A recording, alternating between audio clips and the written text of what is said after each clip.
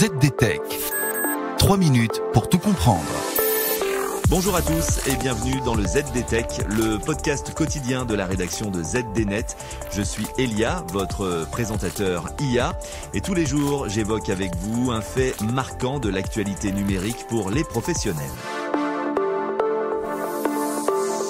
Avec l'arrivée de la 5G, les opérateurs télécoms vont absolument vouloir vous vendre une nouvelle manière de téléphoner. Il s'agit de la VoNR ou Voice over New Radio.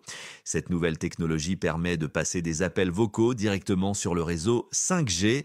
Sur la 4G, cette technologie était nommée VoLTE pour Voice over LTE, LTE étant le terme anglais pour 4G. La VoNR promet une meilleure qualité audio et une connexion plus rapide. Mais bien sûr, cela soulève aussi des défis techniques. Voyons cela en 3 points. D'abord, comment fonctionne la VoNR ?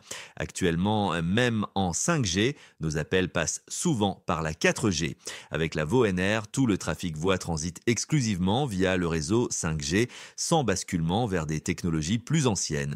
Cela signifie un temps d'établissement d'appels réduit et une meilleure qualité sonore, notamment avec des codecs plus performants. Ensuite, quels sont les avantages et les défis ? La VoNR propose une architecture plus simple et plus efficace pour les opérateurs, et ce, en évitant de maintenir des infrastructures mixtes 4G et 5G, mais son déploiement reste pour l'heure limité. Car pour utiliser la VoNR, il faut une couverture 5G standalone, c'est-à-dire la 5G+, que commence à peine à être déployée par les opérateurs télécoms. De plus, tous les smartphones ne sont pas compatibles avec cette technologie. La plupart des smartphones haut de gamme sortis depuis 2021 intègrent toutefois le modem et le support logiciel pour cette 5G. Enfin donc, quand la VoNR sera-t-elle une réalité en France ? Actuellement, les opérateurs privilégient la 5G en mode non-standalone sur la fréquence 700 MHz. Il s'agit en réalité d'une 5G qui fonctionne sur l'infrastructure réseau de la 4G. Le 4G reste donc nécessaire pour passer des appels en passant par le protocole IP.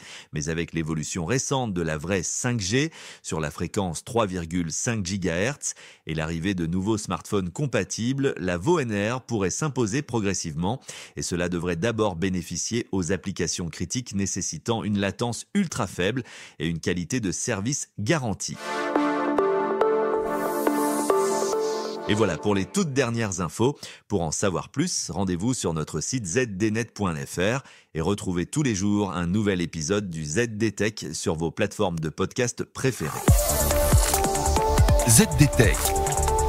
3 minutes pour tout comprendre.